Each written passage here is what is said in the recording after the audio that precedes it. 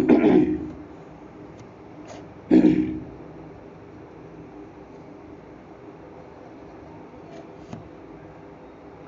दोस्तों, नमस्कार, good evening. आप सभी का बहुत बहुत स्वागत है हमारे यूट्यूब चैनल करियर परिवार में। मैं मुकेश कुमार आप सबका बहुत बहुत स्वागत करता हूं। चलिए दोस्तों, आज का क्लास हम लोग स्टार्ट करते हैं।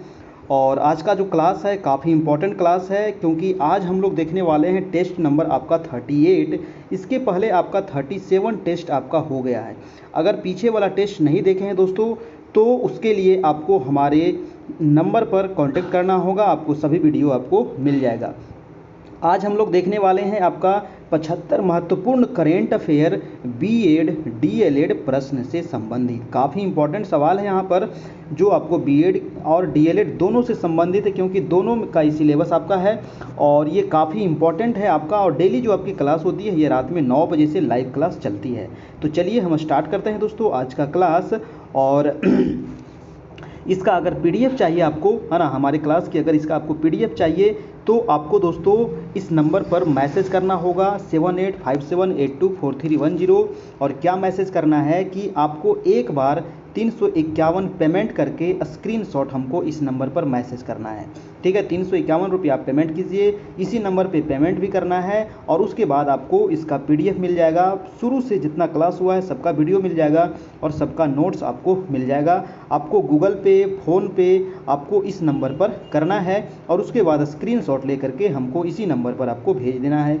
आप व्हाट्सएप पे भी कर सकते हैं, पेटीएम भी कर सकते हैं, जो भी आपके पास उपलब्ध हो आप करके हमें स्क्रीनशॉट भेज दीजिए। आपको सारा मटेरियल वहाँ पर मिल जाएगा और स्क्रीनशॉट आप भेजना ना भूलिएगा, जरूर से ज़रूर आप भेजिएगा। ये हमारा देखिए दोस्तों यूट्यूब चैनल है कैरियर परिवार, इसको आप लोग सब्सक्राइब कर लीजिए। यहाँ पर आपको डेली क्लास अभी हो रही है। चलिए हम लोग क्लास शुरू करते हैं। सभी लोग वीडियो को एक बार लाइक कर दीजिए एक तरफ से, और चैनल पर नए हैं तो चैनल को सब्सक्राइब जरूर कर लीजिए, क्योंकि आपको 9 बजे लाइव क्लास मिल सकती है। पहला प्रश्न हम देखते हैं आज का, काफ़ी इंपॉर्टेंट है। स्टार्टिंग में हम कुछ करेंट अफेयर देखेंगे, उसके बाद हम डीएलएड से संबंधित यहाँ पर प्रश्न देखने वाले हैं। प्रश्न कह रहा है कि रक्षा मंत्रालय ने दवाओं की होम डिलीवरी हेतु किस योजना को शुरू किया है। जी हाँ, रक्षा मंत्रालय के द्वारा जो ये कोरोना के समय में शुरू किया गया था दोस्तों, वो दवाओं की होम डिलीवरी, और किस योजना के तहत ये शुरू किया गया है। ऑप्शन है आपका योग योजना, सेहत योजना, कर्म योजना या फिर बचत योजना। तो ये जो शुरू किया गया था आपको सेहत योजना के तहत आपकी ये शुरुआत की गई थी। और ये जो शुरुआत की गई थी दोस्तों नई दिल्ली में शुरुआत की गई थी आपकी, याद रखिएगा। दिल्ली में ऑनलाइन चिकित्सा परामर्श मंच के माध्यम से स्वास्थ्य सेवाएं लेने वाले सेवानिवृत्त सैनिकों और सेवारत सैन्य कर्मियों के लिए दवाओं की होम डिलीवरी शुरू किया गया था। तो ये सैनिकों के लिए आपको शुरू किया गया था रक्षा मंत्रालय के द्वारा सेहत योजना के तहत, याद रखिएगा। ठीक है, इसका जो मुख्य उद्देश्य था कि मरीजों को उनके घरों में आराम से गुणवत्तापूर्ण स्वास्थ्य सेवाएं प्रदान करना, इसका मेन उद्देश्य था, याद रखना है। दूसरा प्रश्न चलते हैं, वेरी इंपॉर्टेंट सवाल है आपका, सेकेंड नंबर। कह रहा है कि हाल ही में किस टेनिस खिलाड़ी ने ऑस्ट्रेलिया ओपन 2022 का खिताब जीत लिया है। जी हाँ, ऑस्ट्रेलिया ओपन 2022। तो ऑस्ट्रेलिया ओपन 2022 का खिताब किसने जीता है। ऑप्शन है नोवाक जोकोविच, राफेल नडाल, जिमी कॉनर्स या फिर इवान लेंडल। तो ऑस्ट्रेलिया ओपन जो 2022 जो जीता है दोस्तों, वो जीता गया है, आपको आंसर हो जाएगा बी नंबर, यानी कि राफेल नडाल के द्वारा। वेरी इंपॉर्टेंट ये छपने वाला सवाल है आपका, याद रखिएगा। Australia open 2022 Rafael Nadal. Next है आपका third number. Netaji research bureau ने जापान के किस पूर्व प्रधानमंत्री को नेताजी पुरस्कार 2022 से सम्मानित किया है। जी हाँ, तो जापान के किस पूर्व प्रधानमंत्री को नेताजी पुरस्कार 2022 से सम्मानित किया गया है। ऑप्शन है तोशिकी कैफू, शिंजो आबे, नाओटे कान या फिर योशिरो मोरी। तो थर्ड का आंसर हो जाएगा दोस्तों आपका आंसर नंबर बी, यानी कि शिंजो आबे को दिया गया है पुरस्कार, ये है ना, नेताजी पुरस्कार 2022। नेक्स्ट है आपका 4 नंबर प्रश्न कि डेटा गोपनीयता दिवस, वेरी इंपॉर्टेंट सवाल है, याद रखिएगा। डेटा गोपनीयता दिवस यानी कि डाटा प्राइवेसी डे निम्न में से किस दिन मनाया जाता है? ऑप्शन है 28 जनवरी, 15 मार्च, 20 अगस्त या 25 नवंबर। देखिए आप सभी लोग अपना अपना कमेंट नीचे लाइव में आप कमेंट करते चलिए, ठीक है, और क्योंकि कमेंट करने से ना आपको याद हो जाएगा। चलिए तो इसका आंसर क्या हो जाएगा? 4 का आंसर हो जाएगा आपका 28 जनवरी हो जाएगा आपका, डेटा गोपनीयता दिवस मनाया जाता है। नेक्स्ट है दोस्तों आपका प्रश्न नंबर 5, कह रहा है कि निम्न में से कौन सा हाई कोर्ट न्याय घड़ी स्थापित करने वाला देश का पहला हाई कोर्ट बन गया? बहुत ही इंपॉर्टेंट सवाल है ना। वो कौन सा हाई कोर्ट है जो न्याय घड़ी स्थापित करने वाला पहला हाई कोर्ट बन गया है? तो ये काफ़ी इंपॉर्टेंट हो जाता है। पहला हाई कोर्ट तो वो किया गया था दोस्तों गुजरात हाई कोर्ट के द्वारा। जी हाँ, गुजरात हाई कोर्ट न्याय घड़ी वाला देश का पहला राज्य बन गया है, जहां अदालत परिसर के भीतर एक बाहरी डिस्प्ले लगाया जाएगा, है ना। अदालत जो है उसके बाहर में एक डिस्प्ले लगाया जाएगा, एलईडी लगाया जाएगा, है ना। एलईडी एक दीवार होगी जो मामलों के निपटान और लंबित मामलों आदि को वहां पर क्या किया जाएगा? प्रदर्शित किया जाएगा बाहर में, ताकि सभी लोग उसको देख सके, ठीक है। तो इसका आंसर हो जाएगा आपका आंसर नंबर ए हो जाएगा, ठीक है। और ये जो शुरुआत किया गया था ये जस्टिस चंद्रचूड़ के द्वारा ये शुरुआत किया गया था आपका, ठीक है। चलिए अगला प्रश्न चलते हैं आपका 6 नंबर प्रश्न कह रहा है कि हेनले पासपोर्ट इंडेक्स 2022, जी हाँ, हेनले पासपोर्ट इंडेक्स 2022 में भारत को निम्न में से कौन सा स्थान प्राप्त हुआ है? तो हेनले पासपोर्ट इंडेक्स में दोस्तों भारत को जो स्थान प्राप्त हुआ है वो हुआ है आपको 83वां स्थान। आंसर हो जाएगा आपका आंसर नंबर ए। और ये क्वेश्चन कई बार एग्जाम में इस प्रकार का पूछा जाता है, ठीक है। नेक्स्ट प्रश्न है आपका 7 नंबर प्रश्न है कि अंतर्राष्ट्रीय मुद्रा कोष यानी कि IMF इंटरनेशनल मॉनेटरी फंड ने हाल ही में किसे नए मुख्य अर्थशास्त्री के रूप में नियुक्त किया है? जी हाँ, IMF के द्वारा किसे नए मुख्य अर्थशास्त्री नियुक्त किया गया है? ऑप्शन है Soumya Swaminathan, doctor Mike Ryan, Pierre Olivier Gourinchas या फिर पूनम खेत्रपाल सिंह। 7 का क्या होगा? चलिए 7 का हो जाएगा दोस्तों आपका आंसर नंबर सी, यानी कि पियरे ओलिवियर गॉरिंचस। आंसर हो जाएगा आपका आंसर नंबर सी। नेक्स्ट चलते हैं आपका 8 नंबर प्रश्न है कि हाल ही में भारतीय रेलवे ने यात्रियों के खोए हुए सामान को ट्रैक करने के लिए किस मिशन को लॉन्च किया है? बहुत इंपॉर्टेंट प्रश्न है और ये भारतीय रेलवे के द्वारा शुरुआत किया गया था। अगर आपका सामान खो जाता है तो उसको ट्रैक करने के लिए एक मिशन लॉन्च किया गया है। उस मिशन का नाम क्या है? तो उसका नाम है दोस्तों आपका मिशन अमानत। क्या नाम है? मिशन अमानत इसका नाम है। और ये जो शुरुआत किया गया था वेस्टर्न रेलवे के द्वारा, यानी कि पश्चिमी रेलवे ने रेलवे प्रोटेक्शन फोर्स यानी कि RPF के साथ मिलकर के ये शुरुआत किया गया था, है ना। तो ये भी पूछ सकता है किसके साथ मिलकर के ये किया गया था रेलवे के द्वारा? तो RPF के द्वारा, है ना। RPF के साथ मिलकर के रेलवे प्रोटेक्शन फोर्स का फुल फॉर्म होता है और मिशन अमानत शुरुआत किया गया था। इस मिशन के तहत दोस्तों यात्री जो हैं अपने खोए हुए सामान को आसानी से ट्रैक करके वापस पा सकेंगे और इस नियम के तहत यात्रियों के साथ उनके सामान की सेफ्टी और सिक्योरिटी भी तय हो रही है, ठीक है। तो ये पश्चिमी रेलवे ने RPF ने नई पहल ये शुरुआत किया है। तो इसका आंसर हो जाएगा मिशन अमानत। काफ़ी इंपॉर्टेंट सवाल था आपका। नेक्स्ट है आपका 9 नंबर प्रश्न कह रहा है कि खेलो इंडिया 2023 की मेज़बानी निम्न में से किस राज्य को सौंपी गई है? जी हाँ, वेरी इंपॉर्टेंट है। खेलो इंडिया 2023 मेज़बानी जो सौंपा गया है किस राज्य को सौंपा गया है? ऑप्शन है बिहार, मध्य प्रदेश, तमिलनाडु या फिर झारखंड। 9 का क्या होगा? तो वो राज्य है आपका दोस्तों मध्य प्रदेश, ठीक है। मध्य प्रदेश को सौंपा गया है खेलो इंडिया 2023 की मेज़बानी। नेक्स्ट चलते हैं आपका प्रश्न नंबर 10 कह रहा है कि $3 ट्रिलियन मार्केट वैल्यू वाली दुनिया की पहली कंपनी कौन बन गई है? जी हाँ, दुनिया की ये पहली कंपनी है। काफ़ी इंपॉर्टेंट है। तो क्या हो जाएगा इसका आंसर? और ये $3 ट्रिलियन मार्केट ये वैल्यू है इसका। तो ऑप्शन है आपका एप्पल, फेसबुक, ट्विटर या फिर इंस्टाग्राम। तो 10 का हो जाएगा वो है आपका एप्पल, ठीक है। एप्पल का जो मोबाइल आता है ना, एप्पल का बहुत सारी चीज़ आता है। आंसर हो जाएगा आपका आंसर नंबर ए हो जाएगा। नेक्स्ट है दोस्तों आपका प्रश्न नंबर 11 कह रहा है कि प्रधानमंत्री द्वारा किस शहर में मेजर ध्यानचंद खेल विश्वविद्यालय की आधारशिला रखी गई है? बहुत ही इंपॉर्टेंट सवाल है, नोट कर लीजिए कि प्रधानमंत्री के द्वारा यह आधारशिला रखा गया था, किस शहर में रखा गया है? मेजर ध्यानचंद खेल विश्वविद्यालय की आधारशिला रखी गई है। ऑप्शन है कानपुर, मेरठ, लखनऊ या फिर गोरखपुर। तो 11 का क्या होगा? आंसर हो जाएगा आपका बी नंबर, यानी कि मेरठ में ये आधारशिला रखी गई है प्रधानमंत्री मोदी जी के द्वारा। नेक्स्ट चलते हैं दोस्तों, आपका प्रश्न नंबर 12 कह रहा है कि देश की पहली कागज रहित अदालत निम्न में से कौन सी बन गई? बहुत इंपॉर्टेंट सवाल है, पहली कागज रहित अदालत बन गई है, वो कौन सी अदालत है? दिल्ली हाई कोर्ट है, केरल है या फिर इलाहाबाद है या फिर झारखंड है? तो वो जो बन गया दोस्तों आपका केरल हाई कोर्ट। ठीक है, आंसर क्या हो जाएगा? केरल हाई कोर्ट जो है वो देश की पहली कागज रहित अदालत बन गई है। और सुप्रीम कोर्ट के जो जस्टिस हैं DY चंद्रचूड़ ने 1 जनवरी 2022 को इसकी उद्घाटना की थी। तो याद रखिएगा 1 जनवरी 2022 को इसकी स्थापना किया गया था, उद्घाटन किया गया था किसके द्वारा? तो सुप्रीम कोर्ट के जो जस्टिस हैं DY चंद्रचूड़ के द्वारा।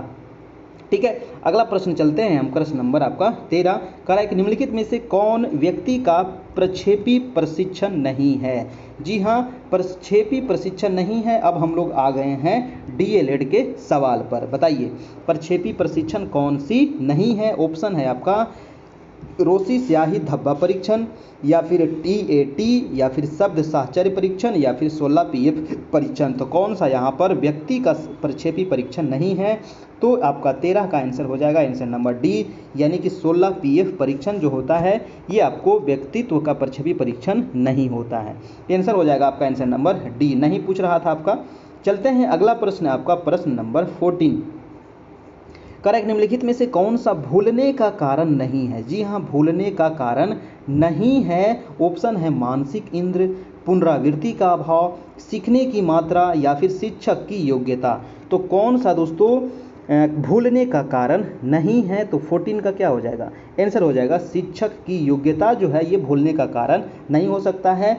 तो आंसर हो जाएगा आपका आंसर नंबर डी, यानी कि मानसिक द्वंद्व हो जाएगा, पुनरावृत्ति का अभाव है, सीखने की मात्रा, ये सभी क्या चीज़ है? तो ये सब भूलने का कारण है, लेकिन शिक्षक की योग्यता ये कोई भूलने का कारण नहीं है। आंसर हो जाएगा डी नंबर। अगला प्रश्न चलते हैं आपका 15 नंबर, कह रहा है कि स्पीयरमैन, जी हाँ काफ़ी इंपॉर्टेंट है, स्पीयरमैन 1904 के अनुसार स्पीयरमैन के अनुसार तर्क करने की क्षमता और समस्या समाधान करने की क्षमता क्या कहलाती है? जी हाँ, तर्क करने की क्षमता और समस्या समाधान करने की क्षमता क्या कहलाता है? किसके द्वारा? तो स्पीयरमैन के द्वारा। ऑप्शन है एस कारक, जी कारक, विशिष्ट कारक या फिर सांस्कृतिक बुद्धि। तो स्पीयरमैन ने दोस्तों द्विव कारक सिद्धांत दिया था, है ना। द्विव कारक क्वेश्चन कई बार पूछा गया है कि द्विव कारक सिद्धांत किसके द्वारा दिया गया है? तो स्पीयरमैन के द्वारा दिया गया है। और जो इसका जो आंसर हो जाएगा वो हो जाएगा आपका जी कारक, यानी कि तर्क करने की क्षमता और समस्या समाधान करने की क्षमता ये स्पीयरमैन के अनुसार कहलाता है जी कारक। आपका आंसर हो जाएगा आपका आंसर नंबर बी, यानी कि जी कारक। और स्पीयरमैन ने द्विखंड सिद्धांत आपको दिया था, है ना, द्विकारक सिद्धांत दिया था। और 2 कारक इसका कौन था? तो एक था आपका जी कारक और एक था आपका एस कारक, यानी कि सामान्य कारक और था एक का विशिष्ट कारक। ठीक है, याद रखिएगा आपका। अगला प्रश्न चलते हैं आपका 16 नंबर, कह रहा है कि पढ़ाते समय सामान्य कक्षा में अध्यापक का सर्वाधिक ध्यान किस मनोवैज्ञानिक तथ्य पर होना चाहिए? जी हाँ, बताइए दोस्तों कि आप पढ़ा रहे हैं तो आपका जो पढ़ाते समय सामान्य कक्षा में अध्यापक का जो सर्वाधिक ध्यान रहेगा, आपका जो ध्यान होना चाहिए वो कहाँ पर ही होगा, है ना, वैज्ञानिक तथ्य कहाँ पर होना चाहिए? तो 16 का क्या हो जाएगा आपका आंसर नंबर? आंसर ऑप्शन देखिए, शिक्षण तकनीक पर होना चाहिए, शारीरिक क्षमता पर, व्यक्तिक भिन्नता पर या फिर पारिवारिक स्थिति पर। तो किस पर होना चाहिए? 16 का हो जाएगा आपका व्यक्तिक भिन्नता पर, यानी कि आंसर नंबर सी नंबर हो जाएगा इसका आंसर नंबर। ठीक है, चलिए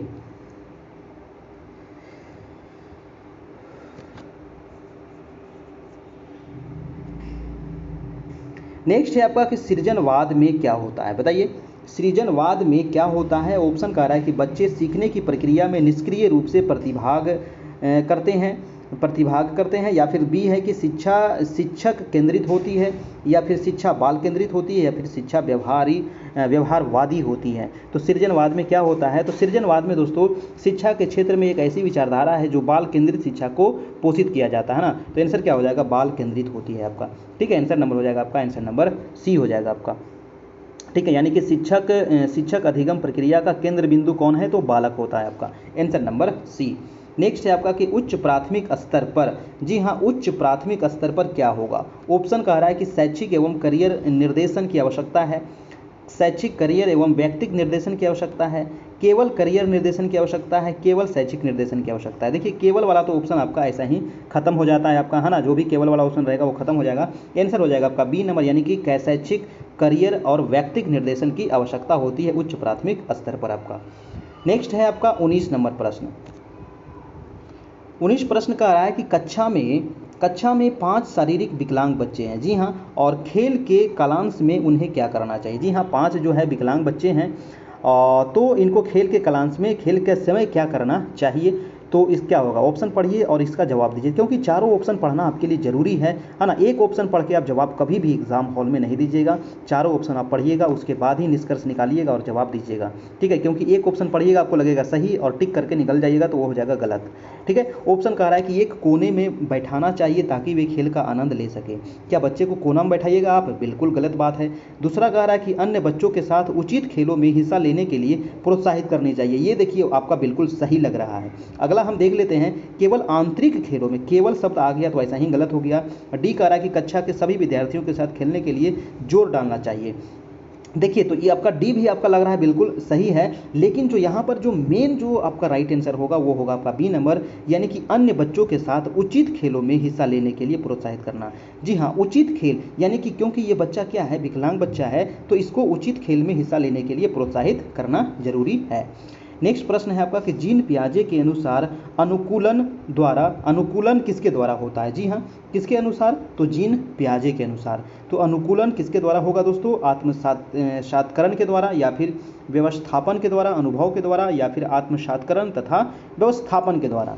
20 का हो जाएगा आपका आंसर नंबर डी, यानी कि आत्मसात्करण और व्यवस्थापन दोनों के द्वारा यहाँ पर होगा आपका।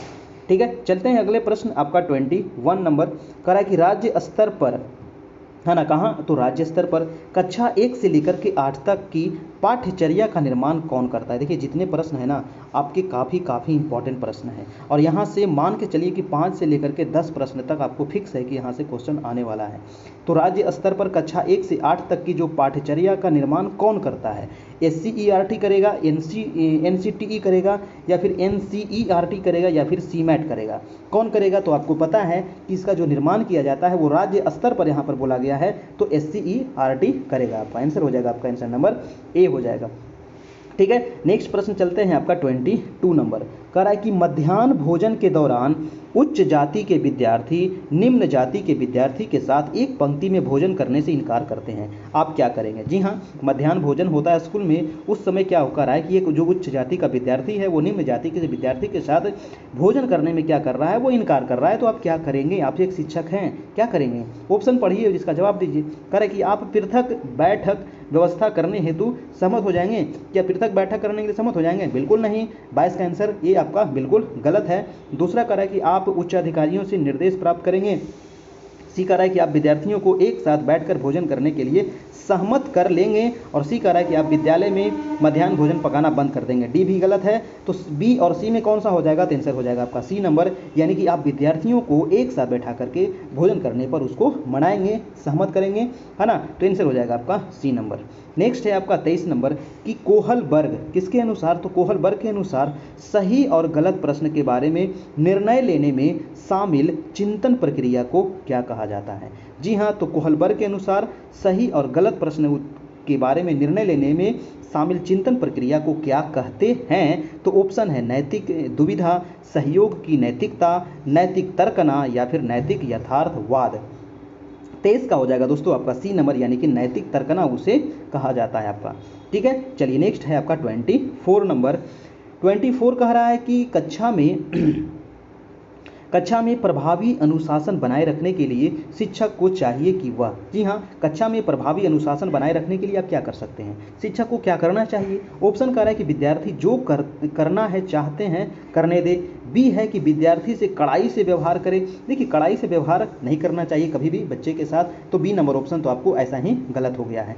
सी कह रहा है कि विद्यार्थियों को कुछ समस्या हल करने के लिए दे दे। जी हाँ, ये आपका काफ़ी इंपॉर्टेंट आपका ऑप्शन है कि कुछ समस्या उसको हल करने के लिए दीजिए ताकि वो उसी में अपना व्यस्त रहें और कुछ सीखे भी। तो आंसर हो जाएगा आपका, आंसर नंबर सी हो जाएगा आपका।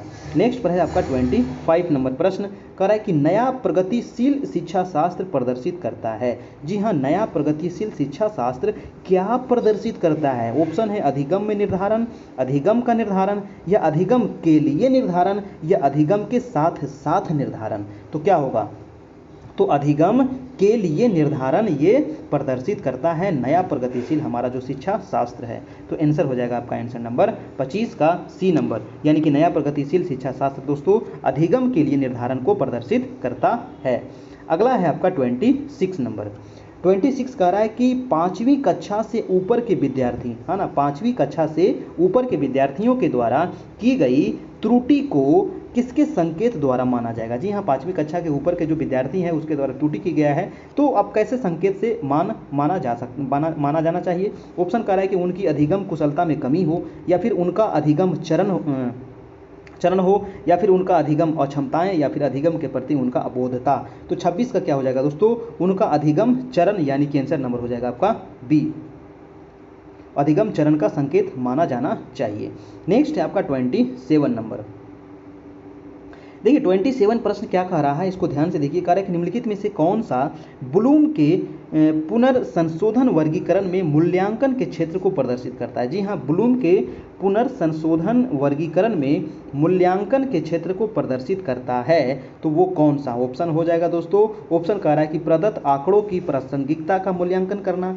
बी है कि वस्तुओं के श्रेणीकरण हेतु एक नूतन पद्धति का निर्माण करना, या आंकड़ों का प्रयोग करते हुए ग्राफ अथवा चार्ट का निर्माण करना, या एक समाधान की तार्किक सुसंगतता का परीक्षण करना। 27 का क्या हो जाएगा आपका, आंसर नंबर डी हो जाएगा कि एक समाधान की तार्किक सुसंगतता एवं परीक्षण का निर्माण करना। आंसर हो जाएगा दोस्तों आपका आंसर नंबर सी। चलिए अगला प्रश्न जवाब दीजिए, आपका 27 हो गया आपका डी नंबर। नेक्स्ट चलते हैं आपका 28 नंबर। प्रश्न कह रहा है कि वंचित शिक्षार्थियों के साथ व्यवहार करने के संदर्भ में अध्यापक अध्यापिका को निम्नलिखित मूल्यों में से किसमें विश्वास करना चाहिए। जी हाँ, वंचित शिक्षार्थियों के साथ व्यवहार करने के संदर्भ में अध्यापक अध्यापिका को निम्नलिखित में से किसमें विश्वास करना चाहिए दोस्तों। तो ऑप्शन कह रहा है विद्यार्थी से किसी प्रकार की मांग न होना, या फिर विद्यार्थियों द्वारा स्वीकृति हेतु आध्यात्मकता व क्रोध का प्रयोग करना, या छात्रों की सफलता हेतु व्यक्तिगत उत्तरदायित्व, या फिर समुचित व्यवहार की उच्च अपेक्षाएं। तो 28 का क्या होगा बताइए। 28 का जो आपका आंसर हो जाएगा वो हो जाएगा सी, यानी कि छात्रों की सफलता हेतु व्यक्तिगत उत्तरदायित्व, यानी कि आंसर नंबर हो जाएगा आपका आंसर नंबर सी। ठीक है, तो 28 का आना समावेशी शिक्षा का तात्पर्य क्या है ना, वंचित विद्यार्थियों के व्यवहार करने के संदर्भ में। तो देखिए, समावेशी शिक्षा का यही तात्पर्य है कि समाज के सभी वर्गों के बच्चों को शिक्षा की मुख्य धारा में समाविष्ट करके उन्हें शिक्षा का समान अवसर उपलब्ध कराना। ठीक है, यानी कि जो वंचित शिक्षार्थियों की शिक्षा प्रणाली के संदर्भ में अध्यापक अध्यापिका को समावेशी शिक्षण प्रणाली को लागू करने तथा उनकी सफलता हेतु व्यक्तिगत उत्तरदायित्व लेने की अपेक्षा की जाती है। ठीक है, तो ये समावेशी शिक्षा से संबंधित ही आपका प्रश्न था, तो आंसर हो जाएगा आपका आंसर नंबर सी। नेक्स्ट है आपका 29 नंबर। प्रश्न कह रहा है कि निम्नलिखित में से किस पद्धति का उपयोग करते हुए हकलाने की समस्या से निपटा जा सकता है। जी हाँ, वो किस पद्धति का प्रयोग करके दोस्तों जो बच्चे हकलाते हैं उसकी समस्या से निपट सकते हैं। तो ऑप्शन क्या है आपका, परिणामकारी वाक, या फिर लंबित वाक, या फिर अनुश्रुत वाक, या फिर प्रवर्धित वाक। 29 का क्या होगा आपका, 29 का सभी लोग जवाब दीजिए आपका फटाफट। तो 29 का आंसर हो जाएगा आपका आंसर नंबर डी, यानी कि प्रवर्धित वाक का प्रयोग करके इससे निपट सकते हैं। आंसर हो जाएगा आपको डी नंबर। नेक्स्ट है आपका 30 नंबर प्रश्न। 30 नंबर कह रहा है दोस्तों कि विद्यालय छोड़ने वाले विद्यालय छोड़ने वाले विद्यार्थियों के नियंत्रण की दृष्टि से सरकारी संगठनों द्वारा संस्था के स्तर पर विभिन्न उपाय किए गए हैं। देखिए बहुत सारे जो बच्चे होते हैं ना, विद्यार्थी होते हैं, विद्यालय क्या होता है छोड़ देते हैं, ठीक है। तो इसके लिए बहुत सारा उपाय किया गया है सरकारी संगठन के द्वारा। और निम्नलिखित में से कौन सा कारण संस्थानिक स्तर से जुड़ा है जिसके कारण बच्चे विद्यालय छोड़ देते हैं। देखिए बच्चे विद्यालय क्यों छोड़ देते हैं, है ना। तो बच्चे विद्यालय क्यों छोड़ देते हैं, आप ऑप्शन पढ़िए। कह रहा है कि बच्चों से भली भांति व्यवहार करने की आवश्यकता के प्रति अध्यापकों का संवेदनशील न होना। बी कह रहा है कि जो बच्चे अनिवार्य पाठ्यचर्या को स्वीकार नहीं कर पाते उनके लिए विकल्पात्मक पाठ्यचर्या का न होना। और सी कह रहा है कि विद्यालय में श्यामपट्ट और शौचालय जैसी आधारभूत सेवाओं का अभाव होना। और डी कह रहा है कि अध्यापकों को समुपयुक्त योग्यता वाला न होना तथा उन्हें कम आय देना। देखिए यहाँ पर आपको लगेगा कि सभी ऑप्शन आपका सही है, लेकिन जो आपका राइट आंसर हो जाएगा वो हो जाएगा बी नंबर, यानी कि ठीक है, ये क्वेश्चन के अनुसार जो आंसर हो जाएगा वो हो जाएगा आपका बी नंबर, यानी कि जो बच्चे अनिवार्य पाठ्यचर्या को स्वीकार नहीं कर पाते उनके लिए विकल्पात्मक पाठ्यचर्या का न होना, इसकी वजह से वो विद्यालय को छोड़ देते हैं आपका, ठीक है। आंसर हो जाएगा आपका आंसर नंबर बी नंबर हो जाएगा आपका, ठीक है।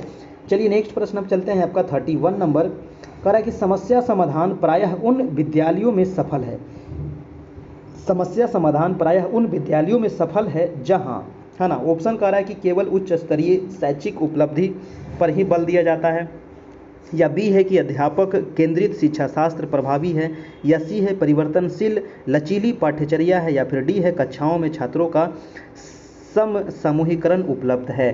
तो 31 का क्या होगा दोस्तों, 31 का आंसर हो जाएगा आपका सी नंबर, यानी कि समस्या समाधान प्रायः उन विद्यालयों में सफल है जहां परिवर्तनशील और लचीली पाठ्यचर्या होती है, ठीक है। तो आंसर क्या हो जाएगा आपका 31 का सी नंबर, यानी कि जो समस्या समाधान के लिए विद्यालय की भूमिका एवं कक्षा में अध्यापक अध्यापिकों की जो भूमिका होनी चाहिए वो अत्यंत महत्वपूर्ण माना जाता है। अक्सर यह देखा गया है कि पाठ्यक्रम की कठिनाई एवं दुरूहता की वजह से विद्यार्थी क्या होते हैं, स्कूल छोड़ देते हैं, किंतु जिन विद्यालय में दोस्तों परिवर्तनशील और जो लचीली पाठ्यचर्या होती है वहाँ पर ये समस्या का समाधान अतिशीघ्र से हो जाता है। 31 का आंसर हो जाएगा आपका सी नंबर।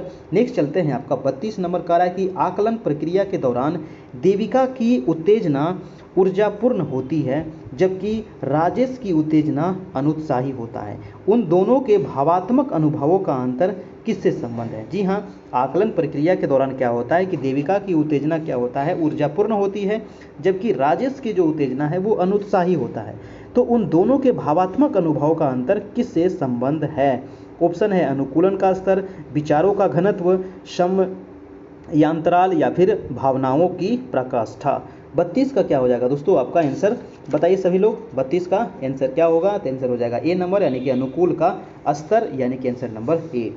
अगले प्रश्न पे चलते हैं आपका 33 नंबर। 33 नंबर प्रश्न है, प्रश्न कह रहा है कि भारत सरकार ने प्राथमिक विद्यालयों के लिए मध्याह्न भोजन योजना प्रारंभ किया है, निम्नलिखित में से कौन सा अभिप्रेरणात्मक सिद्धांत इस योजना का समर्थन करता है। जी हाँ, प्राथमिक विद्यालय में मध्याह्न भोजन योजना शुरू किया गया है, और कौन सा अभी जो प्रेरणात्मक सिद्धांत है इस योजना को समर्थन कर रहा है। ऑप्शन है संज्ञानात्मक, मानवीय, व्यवहारवादी, या फिर समाज संस्कृति। तो 33 का क्या होगा, 33 का हो जाएगा आपका सी नंबर, यानी कि व्यवहारवादी, ठीक है। यानी कि मध्याह्न भोजन योजना की शुरुआत सुविधा विहीन वर्गों से संबंधित बच्चों के स्कूल में प्रवेश, उपस्थिति या फिर प्रतिधारण एवं अध्ययन स्तरों में सुधार करने के लिए ये प्राथमिक शिक्षा के व्यापीकरण को बढ़ावा देने के लिए इसकी शुरुआत किया गया था। और इन सभी कार्यों एवं व्यवहारों का रूप क्या है, तो व्यवहारवादी है, जो कि शिक्षा के स्तर को बढ़ाने के साथ साथ कुपोषण की भी समस्या को समाप्त करने से संबंधित है आपका। इसीलिए सरकार के द्वारा ये योजना आपको शुरुआत किया गया था, मध्याह्न भोजन योजना। नेक्स्ट है आपका 34 नंबर। कह रहा है कि निम्नलिखित में से कौन सा निहितार्थ पियाजे के संज्ञानात्मक विकास के सिद्धांत से नहीं निकाला जा सकता है। जी हाँ, तो कौन सा निहितार्थ है जो पियाजे के संज्ञानात्मक विकास के सिद्धांत से नहीं निकाला जा सकता है। जी हाँ, पियाजे के बारे में आपको बहुत बार बता चुके हैं, है ना। तो पियाजे के संज्ञानात्मक जो सिद्धांत है उसमें से नहीं निकाला जा सकता है। ऑप्शन आपको देख लीजिए, खोजपूर्ण अधिगम, बी है शाब्दिक शिक्षण की आवश्यकता, या सी है बच्चों की अधिगमनात्मक तत्परता के प्रति संवेदनशीलता, या फिर व्यक्तिक भेदों की स्वीकृति। 34 का क्या हो जाएगा आपका, चलिए सभी लोग इसका जवाब दीजिए। 34 का हो जाएगा आपका आंसर नंबर बी, यानी कि शारीरिक शिक्षण की आवश्यकता नहीं, है ना। इसकी ये जो नहीं निकाला जा सकता है वो है शाब्दिक शिक्षण की आवश्यकता। ठीक है, आंसर नंबर हो जाएगा आपका बी। चलते हैं आपका 35 नंबर। चलिए इसको थोड़ा सा मैं छोटा कर देता हूँ, है ना। चलिए 35 प्रश्न कर रहा है कि निम्नलिखित में से कौन सा निरीक्षण जो है हार्वर्ड गार्डनर के बहुबुद्धि सिद्धांत का समर्थन करता है। जी हाँ, हार्वर्ड गार्डनर जो था दोस्तों, इन्होंने ही दिया था बहुबुद्धि सिद्धांत, और इसका समर्थन कौन सा करता है, कौन सा वो निरीक्षण है जो इसका समर्थन करता है। तो ऑप्शन आपको पढ़ना पड़ेगा चारों। कह रहा है कि विभिन्न बुद्धियां अपने स्वरूप में पदानुक्रमणात्मक है। बी है कि अनुदेशन के प्रारूप का निर्माण करते समय अध्यापकों को किसी एक विशिष्ट शैक्षिक नवाचार के सिद्धांत का अनुपालन करना चाहिए। या सी है कि मस्तिष्क के एक भाग में हुए क्षति केवल किसी एक भाग विशिष्ट योग्यता को प्रभावित करती है, न कि संपूर्ण को। और डी कह रहा है कि बुद्धि विश्लेषणात्मक, सृजनात्मक एवं व्यवहारात्मक बुद्धियां की अंतःक्रिया है। तो बताइए इसका ऑप्शन क्या होगा। 35 का जो आपका सही आंसर हो जाएगा वो हो जाएगा सी नंबर, यानी कि मस्तिष्क के एक भाग में हुई क्षति केवल किसी एक विशिष्ट योग्यता को ही प्रभावित करता है, न कि संपूर्ण को। और ये कहना है हार्वर्ड गार्डनर का बहुबुद्धि सिद्धांत का ये समर्थन कर रहा है। ठीक है, ये हार्वर्ड गार्डनर आप याद रखिएगा, इन्होंने ही दिया था बहुबुद्धि सिद्धांत। ये क्वेश्चन भी पूछा गया है। नेक्स्ट है आपका 36 नंबर। कह रहा है कि यदि कोई बच्चा जो है विद्यालय में हमेशा देर से पहुंचता है। जी हाँ, है ना, कोई जो होता है ना काफ़ी लेट से पहुंचता है, क्लास शुरू हो रहा है 10 बजे, पहुंच रहा है डेली 10:30 में, 11 बजे, है ना। तो कारण क्या है मालूम कीजिए। कह रहा है कि तो आप उसको क्या करिएगा, उसे डांटेंगे ताकि वह गलती दोबारा ना करे। नहीं, डांटना नहीं है उसको, प्रधानाचार्य को बताएंगे। बी कह रहा है कि उसके माता पिता से संपर्क करेंगे। और डी कह रहा है कि बच्चे से बातचीत करके कारण जानने का प्रयास करेंगे। जी हाँ, मेन कारण जानने का प्रयास करेंगे बच्चे से, आखिर तुम लेट क्यों आ रहे हो। ठीक है, आंसर हो जाएगा आपका आंसर नंबर डी हो जाएगा। अगला है आपका 37। कह रहा है कि परीक्षा में विद्यार्थियों से किस प्रकार के प्रश्न पूछने चाहिए। जी हाँ, तो विद्यार्थी से आप किस प्रकार के प्रश्न पूछेंगे। ऑप्शन कह रहा है कि स्मृति एवं समझ आधारित प्रश्न, या फिर वस्तुनिष्ठ एवं विषयगत, या फिर समझ एवं अनुप्रयोग आधारित, या फिर केवल वस्तुनिष्ठ। केवल वाला आपका ऑप्शन तो ऐसे ही खत्म हो जाता है। ठीक है, तो इसका आंसर हो जाएगा समझ और अनुप्रयोग आधारित प्रश्न आप बच्चे से पूछेंगे। आंसर हो जाएगा आपका आंसर नंबर सी हो जाएगा। नेक्स्ट प्रश्न है आपका 38 नंबर। 38 प्रश्न कह रहा है कि एक कक्षा में बहुभाषी विद्यार्थी, यानी कि बहुभाषी विद्यार्थी है, कह रहा है कि यह स्थिति उत्पन्न करती है।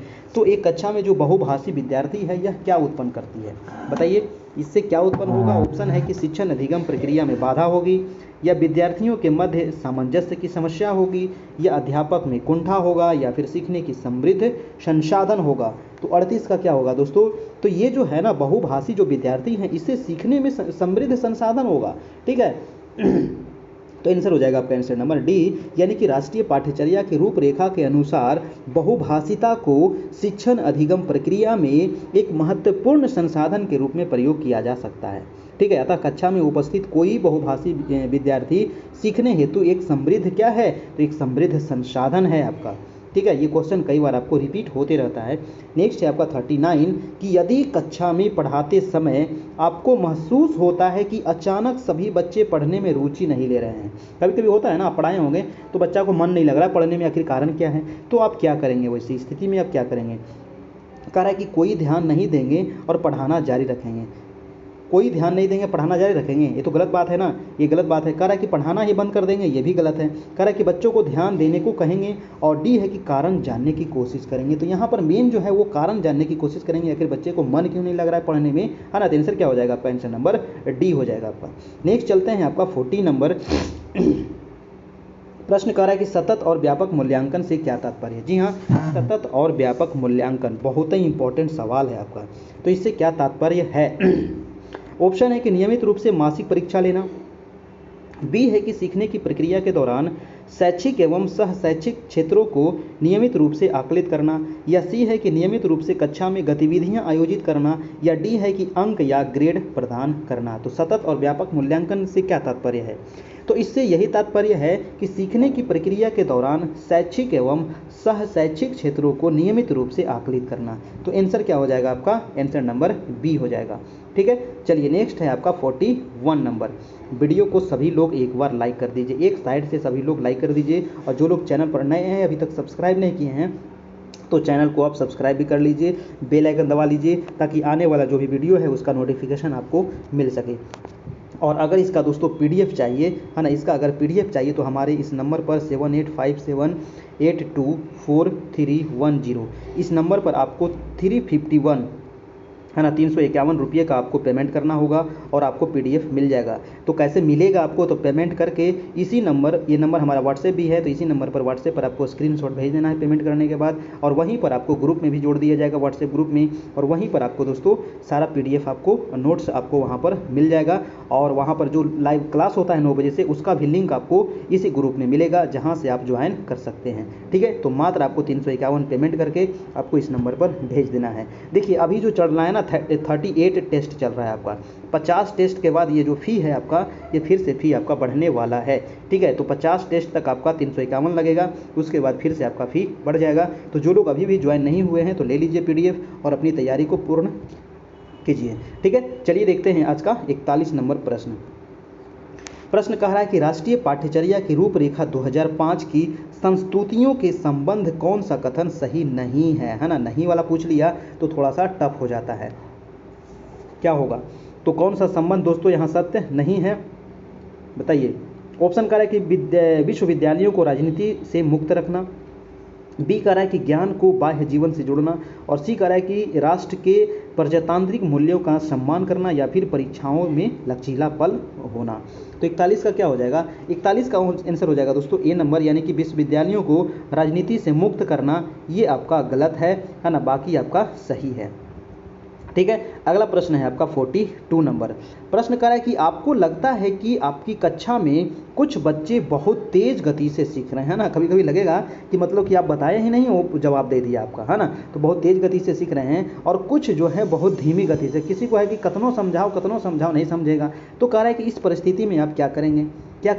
तो ऑप्शन देखिए क्या करेंगे। कह रहा है कि तेज गति से सीखने वाले बच्चों को आगे बढ़ने देंगे, धीमी गति से सीखने वाले बच्चों पर कोई ध्यान, ये तो आपका ऑप्शन गलत है। कोई ध्यान नहीं कैसे देंगे, है ना। ध्यान तो देना ही है, सभी पर समान रूप से ध्यान देना है आपका, है ना। तो ऑप्शन सी कह रहा है कि इस बात पर कोई ध्यान नहीं देंगे, ये भी आपका गलत हो गया। कह रहा है कि तेज गति से सीखने वाले बच्चों की सहायता धीमी गति से सीखने वाले बच्चों को सिखाने हेतु लेंगे। जी हाँ, ये ऑप्शन आपका बिल्कुल सही है। तो आंसर हो जाएगा आपका आंसर नंबर डी हो जाएगा। ठीक है, तो इसीलिए मैं बार बार कहता हूँ कि चारों ऑप्शन पढ़िए और उसके बाद जवाब दीजिए, है ना। क्योंकि एक ऑप्शन पढ़िएगा और फिर लगेगा कि ये सही है और उसको टिक करके निकल जाइएगा, क्योंकि चारों ऑप्शन लगेगा कि कुछ ना कुछ सही है। ठीक है, लेकिन चारों में एक ही आपका सही हुआ तो होता है। तो यही तो है पेडागोजी, है ना, यही तो है पेडागोजी, इसी को कहते हैं।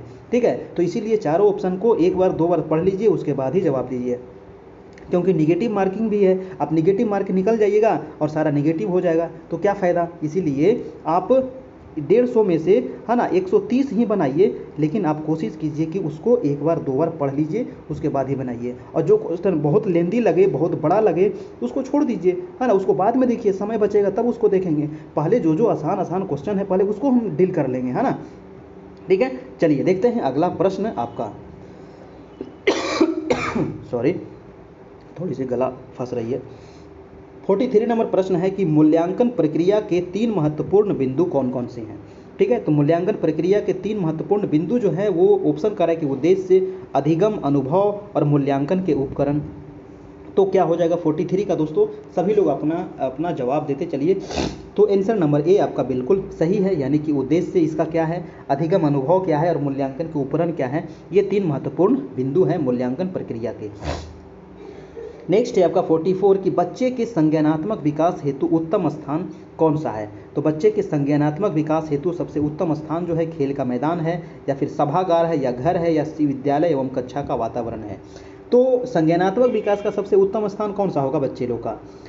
तो आंसर हो जाएगा दोस्तों विद्यालय और कक्षा का वातावरण। ठीक है, आंसर हो जाएगा डी नंबर, है ना। चलिए नेक्स्ट प्रश्न है आपका प्रश्न नंबर 45 कह रहा है कि व्यवहार में होने वाले अस्थायी परिवर्तन जो अभ्यास के कारण होते हैं उसको क्या कहा जाता है? जी हाँ, व्यवहार में होने वाला जो अस्थायी परिवर्तन है वो अभ्यास के कारण होता है। और उसको क्या कहते क्या हैं? तो ऑप्शन है सीखना कहते हैं, सोचना कहते हैं, क्रिया करना कहते हैं, या फिर कल्पना करना कहते हैं। तो 45 का हो जाएगा, उसको सीखना कहते हैं, अधिगम कहते हैं उसको, है ना। यानी कि व्यवहार में होने वाला जो अस्थायी परिवर्तन है जो किए गए निरंतर अभ्यास के परिणाम से ये होता है, और उसको हम क्या कहते हैं? तो सीखना कहते हैं। ठीक है, आंसर हो जाएगा आपका ए नंबर।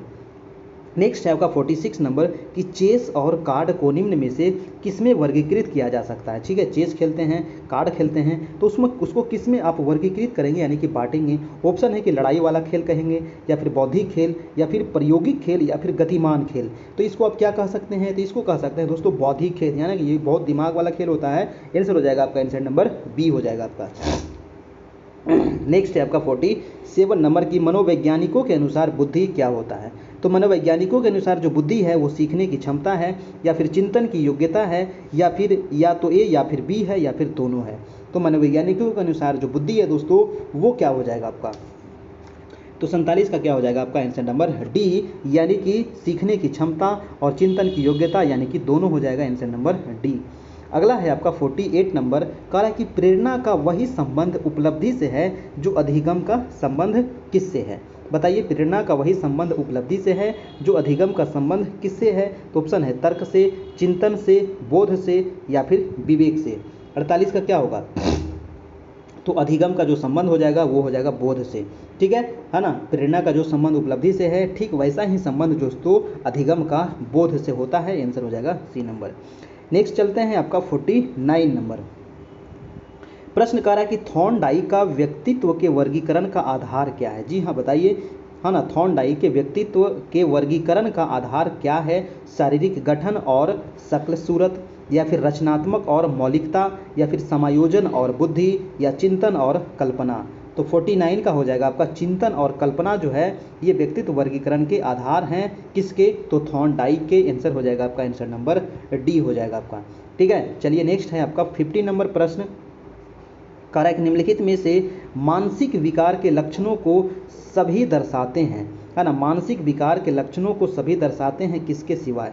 तो भग्नाशा के सिवाय, तनाव के सिवाय, संबंध के, या फिर चिंता के सिवाय।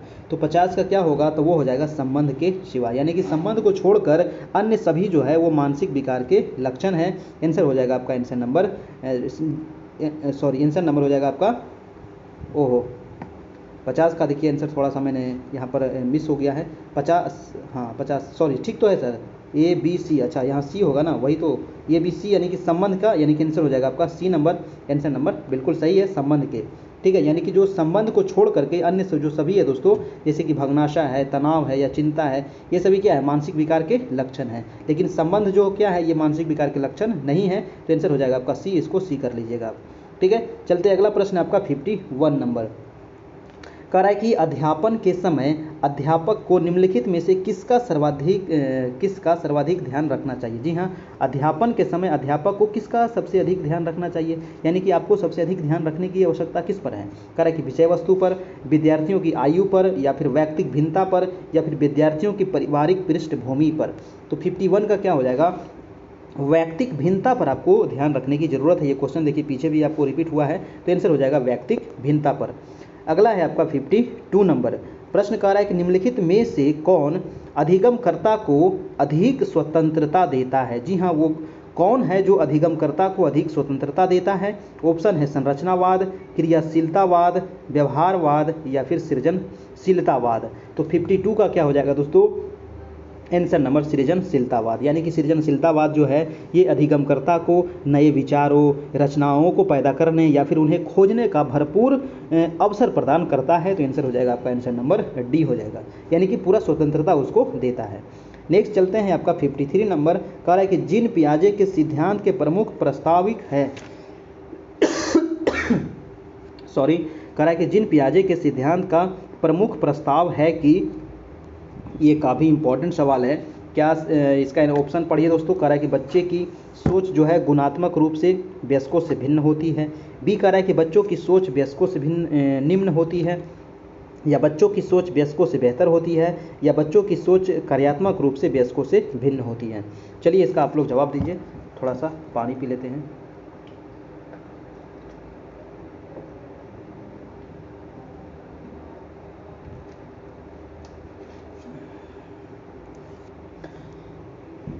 तो जीन पियाजे के सिद्धांत का प्रमुख प्रस्ताव क्या है? तो 53 का क्या होगा बताइए, 53 का क्या होगा? आंसर हो जाएगा दोस्तों आपका ए नंबर, यानी कि बच्चों की सोच जो है गुणात्मक रूप से वयस्कों से क्या होती है, भिन्न होती है। आंसर हो जाएगा आपका आंसर नंबर ए हो जाएगा आपका, जीन पियाजे के सिद्धांत के प्रस्ताव। नेक्स्ट प्रश्न है आपका 54 नंबर, करें कि निम्नलिखित में से कौन सी पूर्व संक्रियात्मक अवस्था वाले बच्चे की विशेषता को बताती है? देखिए पूर्व संक्रियात्मक, ये आपको मैंने पहले भी बता चुका हूँ, ये जीन पियाजे के द्वारा आपको दिया गया था, है ना। और इन्होंने जीन पियाजे ने 4 प्रकार का बताया था आपको। एक तो इंद्रिय जनित था, एक था आपको 2 से 7 वर्ष था आपका 2 से 7 वर्ष था आपका पूर्व संक्रियात्मक अवस्था, और 7 से 11 था मूर्त संक्रियात्मक अवस्था, और 11 से 15 था आपका अमूर्त संक्रियात्मक अवस्था। तो यहाँ पर क्वेश्चन कहा गया है कि जीन पियाजे के अनुसार कौन सी पूर्व संक्रियात्मक अवस्था जो बच्चे की विशेषता को बताता है। ठीक है, पूर्व संक्रियात्मक अवस्था का उम्र कितना था दोस्तों, याद रखना है 2 वर्ष से लेकर के 7 वर्ष तक के बच्चे।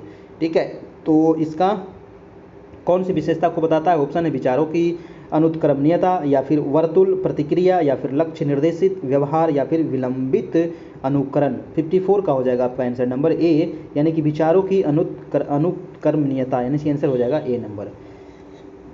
नेक्स्ट है आपका 55 नंबर, करा कि प्रगतिशील शिक्षा में बच्चों को किस प्रकार से देखा जाता है? जी हाँ, प्रगतिशील शिक्षा में बच्चों को किस प्रकार से देखा जाता है? ऑप्शन है खाली स्लेट के रूप में, छोटे वयस्कों के रूप में, या फिर निष्क्रिय अनुकारकों के रूप में, या फिर सक्रिय अन्वेषकों के रूप में।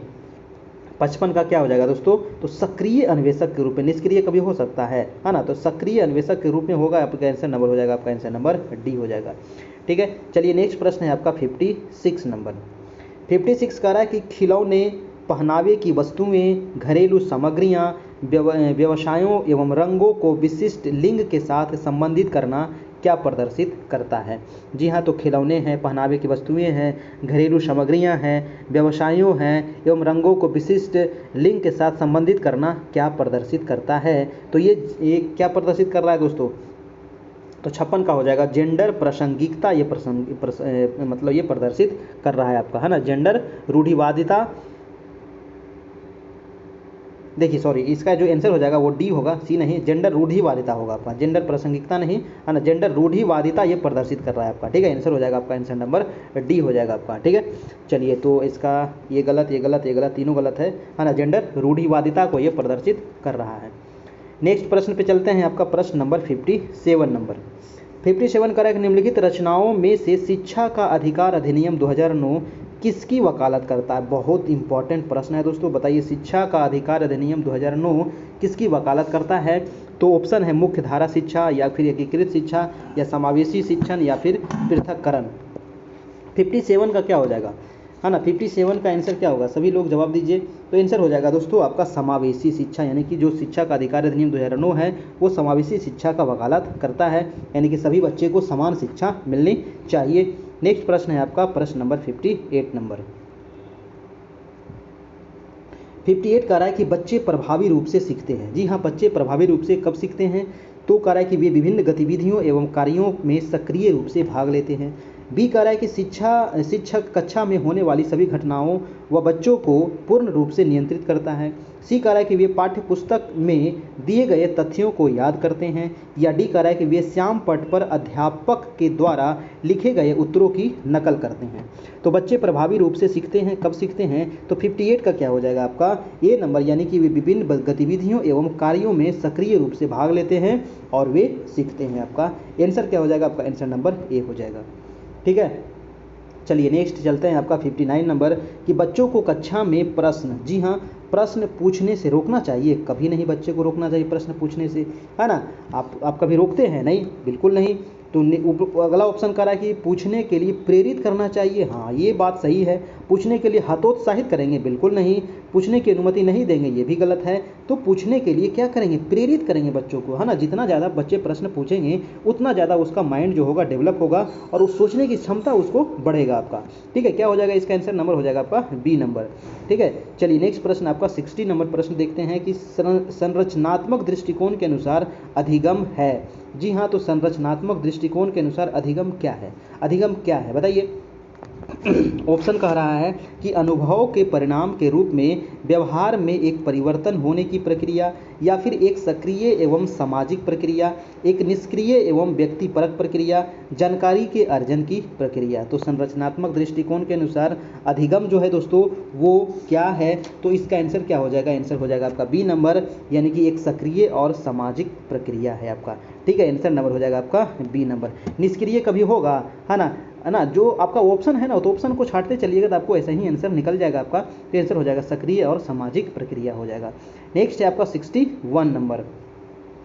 प्रश्न कह रहा है कि बच्चों की गलतियां, जी हाँ, बच्चों की जो गलतियां हैं वो क्या है। कह रहा है कि शिक्षण अधिगम प्रक्रिया में महत्वहीन है, प्रदर्शित करती है कि बच्चे कितने लापरवाह हैं, बार बार अभ्यास करने के लिए कहकर तुरंत सुधार देनी चाहिए, यह अधिगम प्रक्रिया का एक भाग है तथा उनके विचारों को एक अंतर्दृष्टि देती है। तो बच्चों की जो गलतियां हैं वो क्या है, बताइए इसका आंसर क्या होगा। तो आंसर हो जाएगा कि ये अधिगम प्रक्रिया का एक भाग है ना। हर एक बच्चे गलती करते हैं, तो ये क्या है, अधिगम प्रक्रिया यानी कि सीखने का एक क्या है, एक भाग है तथा उसके विचारों को एक अंतर्दृष्टि देती है। आपका आंसर हो जाएगा आपका डी नंबर। नेक्स्ट है आपका प्रश्न नंबर 62। कह रहा है कि वे विधियां जिनके प्रयोग में विद्यार्थियों की स्वयं पहल व प्रयास शामिल निम्न में से किसका उदाहरण है। जी हाँ, वे विधियां कौन सी है जिनके प्रयोग में विद्यार्थी की स्वयं पहल शामिल है और खुद का प्रयास उसमें शामिल है, तो किसका ये उदाहरण है। ऑप्शन कह रहा है कि परंपरागत विधि का है, या फिर अंतर्वैयक्तिक विधि का है, निगमनात्मक विधि है, या अधिगमकर्ता केंद्रित विधि है। 62 का क्या होगा, तो ये जो है दोस्तों ये है आपका डी नंबर, यानी कि अधिगमकर्ता केंद्रित बिंदु इसको कहा जाता है। यानी कि वे विधियां जिनके प्रयोग में विद्यार्थियों की स्वयं पहल व प्रयास शामिल होते हैं अधिगमकर्ता केंद्रित विधि के अंतर्गत आते हैं, और इस विधि में जो बालक को सीखने की प्रक्रिया के अंतर्गत रखने पर बल दिया जाता है। यानी कि बालक को कहाँ रखेंगे, तो केंद्र में रखेंगे, है ना, बालक को केंद्र में रखेंगे और इस पर जोर दिया जाता है। नेक्स्ट प्रश्न चलते हैं आपका 63 नंबर कि पढ़ाते समय चित्र दिखाने में सबसे अधिक महत्वपूर्ण लाभ कौन सा है। जी हाँ, पढ़ाते समय देखना ना, हम भी जैसे कुछ पढ़ाते हैं, है ना, ज्योग्राफी वगैरह मानचित्र वाला कुछ आते हैं तो आपको मैप के द्वारा थोड़ा सा समझा देते हैं, है ना। तो चित्र दिखाने में सबसे अधिक महत्वपूर्ण लाभ कौन सा है ना। चित्र दिखाने से क्या होता है, ऑप्शन कह रहा है कि इससे शिक्षक को कुछ समय के लिए राहत मिल जाती है। क्या राहत मिलती है, बिल्कुल ही गलत ऑप्शन है। कह रहा है कि इससे पाठ को समझने में सहायता मिलती है, विद्यार्थी चित्र देखने में रुचि लेते हैं, या इससे विद्यार्थी का मनोरंजन होता है। 63 का क्या होगा दोस्तों, 63 का हो जाएगा कि इससे जो पाठ को समझने में काफ़ी आसानी हो जाता है। अगर आपको कोई मानचित्र के द्वारा हम कोई भी चीज़ दिखा देते हैं तो आपको पता चल जाता है कि ये चीज़ जो है कहाँ है, ये राज्य यहाँ पर ही है, ये नदी घाटी यहाँ पर ही है, ये नदी यहाँ बह रही है, इसका उद्गम यहाँ है, कोयला का खान यहाँ है, तांबा का खान यहाँ है ना। तो आप मानचित्र के माध्यम से देख लेते हैं तो आपके दिमाग में वो चीज़ बैठ जाता है, सेट हो जाता है, यानी कि आपको क्या हो रहा है, समझने में सहायता मिल रही है। नेक्स्ट है आपका 64 नंबर। कह रहा है कि विद्यार्थियों में पढ़ाई के साथ साथ खेल भावना को विकसित करने के लिए आपको क्या करना चाहिए। जी हाँ, बच्चे को पढ़ाई के साथ साथ क्या करना चाहिए, खेलना बहुत ज़रूरी है ना। तो खेल भावना विकसित करने के लिए आप क्या करेंगे। कह रहा है कि खेल से सर्वांगीण विकास होता है और बतलाना चाहिए, उन्हें खेल के माध्यम से पढ़ाना चाहिए, विद्यार्थियों के साथ खेलना भी चाहिए और खेल के पाठ को अवश्य पढ़ाना चाहिए। 64 का क्या होगा आपका राइट आंसर। देखिए चारों ऑप्शन आपका लग रहा है कि बिल्कुल सही है ना, लेकिन इसमें से कोई एक ही सही है। जो सबसे सही है वो है विद्यार्थियों के साथ 64 का विद्यार्थियों के साथ खेलना भी चाहिए आपको। ठीक है, पढ़ाई के साथ साथ खेल जो है विद्यार्थियों के लिए आवश्यक तत्व है और इससे विद्यार्थियों के सर्वांगीण विकास होता है।